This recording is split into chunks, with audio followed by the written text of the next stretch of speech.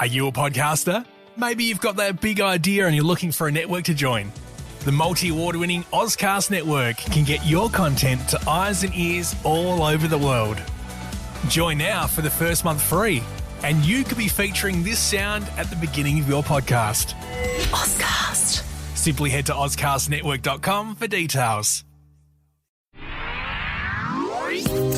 It's The In Show, Australia's only show dedicated to innovation from Adelaide, Australia and across the globe. It's David Grice and Troy Sincock. We are getting inspired by people with big ideas, innovators, entrepreneurs and startups, those people that go, you know what, that's not just an idea, I'm going to make that a reality. I love that because these people just come out of the woodwork from potentially obscurity and then all of a sudden they're doing these profound things that are affecting the world around them. And they're just not stopped either. You know, they have the idea, they clearly won't know how to take every step in the process to have their idea become a reality, but they just don't seem to be afraid of that.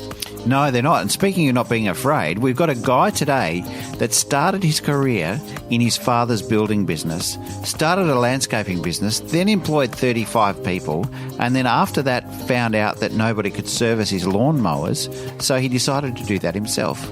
Yes, he's now a NASA aerospace engineer. His name is Nathanael Miller. And David caught up with him in the middle of a park under a flight path in pretty, difficult conditions. But you made it work, David. It was a nice day. It was a little bit breezy and there was a few birds around. But, I started by asking Nathanael what his day-to-day at NASA looked like.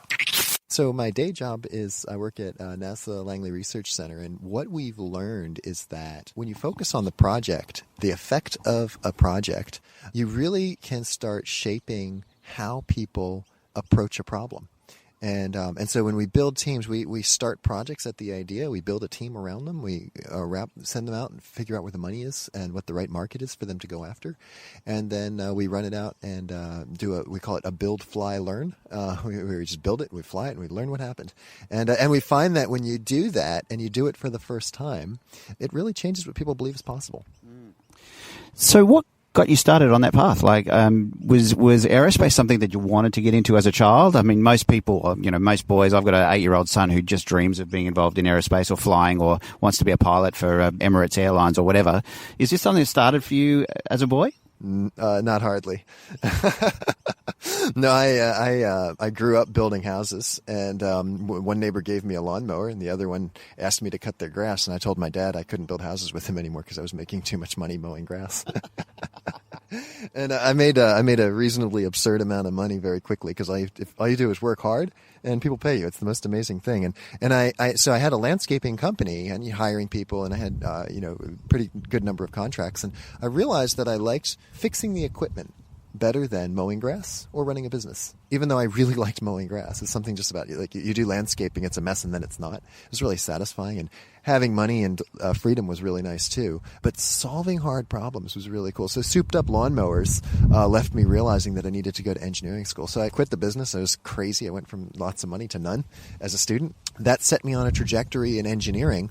A little while later, I went through junior college, community college in Virginia. And a little while later, I ended up at the university, and there was this guy up there, and he told us this whole story about how hard Mars was to go to. And it turned out he's the guy who figured out how to turn the Mars dirt into rocket propellant. And he had an opportunity for us to jump into. And he said, we've got 10 weeks. We've got an opportunity to fly, and we need to put something in it. What are the best ideas you have? And I changed from a kid who was running lawnmowers and fixing them and getting souped up lawnmowers to a kid who was thinking about delivering engineered platforms for scientific inquiry. And we put cancer cells in space 10 weeks later, I think, after that first meeting where I met him. And it was kind of off to the races from there. I've been a platform engineer since then. So putting cancer cells into space, what was the purpose behind that? I mean, obviously we're looking to try and cure. Was this sort of the early stages of looking at how the cancer cells actually behave in different environments? So my competency is a spark and a bolt. I'm a mechanical electrical engineer with a focus on controls. I wasn't at the time, and so I don't know anything about cancer. But what my researchers told us at the time, and I found out is very true still today, when you go to microgravity everything about life changes. When we think about the building blocks of life, we think about a living cell. And you think about these Lego bricks that are all particular shapes. Those are proteins. Those proteins come from RNA, which is a transcription from DNA.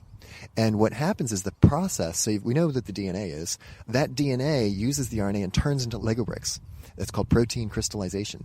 And what happens in microgravity is that the fundamentals of protein crystallization change. And so every process in the living organism changes in microgravity. So yes, cancer has been solved in different places. The future's here, just not evenly distributed. Turns out cancer is very complex, so not all the cases of cancer have been solved. And I don't really know if that had a significant contribution to it, but it definitely worked on the problem. And so you've shared with me some pretty amazing stories of what you've experienced through your life. Is there something that you'd be happy to share, some defining moments in your life that have really changed the way you've thought about things? Yeah, when you think about a defining moment, it's a moment with context.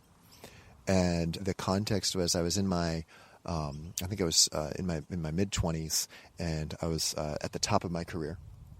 And I had asked this really cute girl out to a date, and she was not very interested in me, and she communicated that clearly, and it kind of gave me a reality check. Less than a few months later, I worked on a experiment, a sounding rocket experiment, and it was a planetary entry, descent, and landing, and we proved it was a controllability and materials experiment. And we went from about, I think it was several thousand miles per hour to 150 miles an hour in 90 seconds, falling from space. And so my job was to put the steering, I call it the steering wheel on the space brakes, and that was it's my day job. It was a little while after that we launched that, and it was a life-changing experience to sit on console and see a piece of engineering work that I had done in a NASA context. I'd done the cancer cells in sounding rockets in university, but this was in a NASA context. I sat on console, and I saw some stuff in me that I was really surprised of. I thought the whole launch was about me. And then I had a near-death incident not too long after that. There were some decisions that I made right in the thick of that moment that showed me something about who I really was and what I really wanted out of life. So kind of that trio of kind of learning who I was relationally, learning who I was career-wise, and then learning who I was fundamentally deep in my life. It left me with this burning desire to spend the rest of my days between when I know I was going to die and the very next thing happened. So yeah, that was a few years ago, and that's led to really just this push to really test the limits of belief. There's so many places where we believe things are a certain way, and testing my belief and the beliefs of others to see if they actually are true. So this is your first time in Australia, or South Australia particularly? When I grew up building houses, we had a good friend. He's down here in Australia, John Thairsmith. He's back here in Australia now. And he convinced me that the trees down here had the leaves in the ground and the roots in the air. He said everybody walks around on their hands. And I was maybe 10 or 12 at the time. Australia's been this place of mystery and excitement since. And a lot of those myths have been dispelled. And as I have a lot of Australian colleagues, I've learned a lot to anticipate about Australia. And being here in South Australia and Adelaide, I can just say I haven't disappointed. That's great. So as far as coming into South Australia or Adelaide for the first time, I often wonder the perception that we give as a city to visitors as they arrive. And you've obviously seen also a lot of stuff around the innovation space that's going on here. What particularly has sort of attracted your attention the most in the few days that you've been here? Well, first off, I flew from Washington Dulles through Qatar to Adelaide, and so we're coming the wrong way around from Virginia, and I'll go back across the Pacific, and so kind of like in terms of the other side of the world, and for me, it's my first time actually wrapping the world once and ever. When I came to Australia, Philip drives me down the main drag, and I noticed there's two universities that are in really healthy tension and growing vibrantly. And Philip says, yeah, and this is our business district. This is, we do our business and we set things up here, and the investors are right down the street there. And then here's the House of Government, and here's where our different legislation elements and governance elements sit. And it just really impressed me that you could think of it at one end of the street, take it down to the other end of the street, get money for it, and start it into a business, and then put it into policy on the other side of the street. And it may seem normal for here, but for me, I work in Hampton, Virginia, and Washington, D.C. is a 3.5-hour drive. And we're considered really, really close to our seat of government. We're a little over an hour away from our state capital. And so when you think about I'll dare to say the free world. And that when I say free world, I want to caveat that. I mean the value system that I'm me and David, I know that you're you, and we understand that if we respect that, we can do something together. Great, that's great. That ideal system is, some people call it Western civilization, some people call it all sorts of different things, but that value system has a way of deciding things in corporate and in community that requires a level of integration across knowledge, economics, and policy. And when I drove down the city of Adelaide, it was so clear that you actually have the ability here to understand the problem, turn it into an economic proposition, and drive policy that actually makes sense in a very, very tight period of time. And that was really cool to me. That's probably the biggest thing. Besides that, hearing about the art festivals and stuff like that, well, I've got to be down here in March. I'm an artist myself. I do glass and wire. I talked about the vulnerability that I talked about. You're not doing art, and I'll be generous. I don't consider it art until the media can break you. and then you become an artist when you master the media. Yeah. So I'll tell you, I've been broken and I haven't mastered it, but I'm attempting to be an artist. So I'm on this journey as an artist, and just coming down here in March and seeing the scene and all the different arts of the city I'm really looking forward to that. Yeah, that's great. So through your career, you've obviously been working around technology and innovation and things like that. Is there anything that you're able to share with us that is probably one of the highlights of some of the work that you've done that you're most proud of? I'm most proud of the teams I've built. When you think about technology, when I think about technology, I think about things made up of dirt.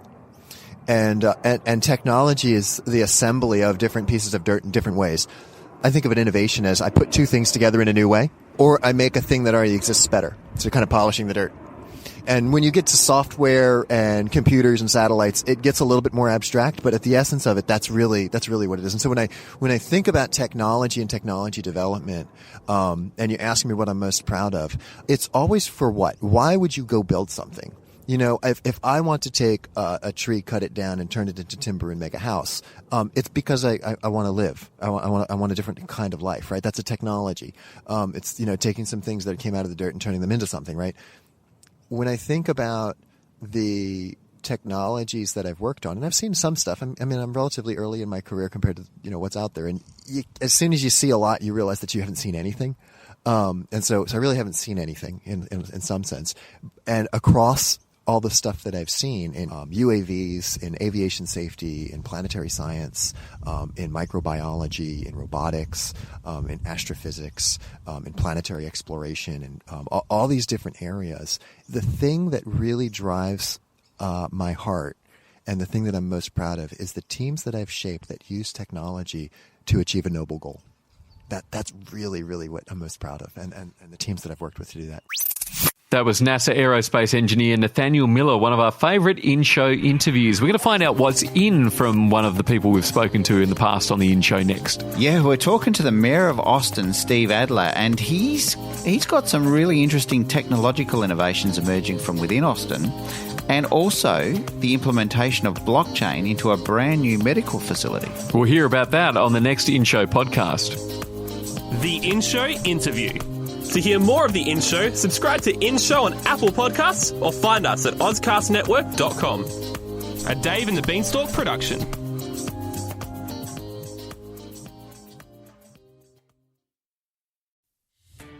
Are you a podcaster? Maybe you've got that big idea and you're looking for a network to join. The multi-award-winning Ozcast Network can get your content to eyes and ears all over the world. Join now for the first month free, and you could be featuring this sound at the beginning of your podcast. Ozcast. Simply head to ozcastnetwork.com for details.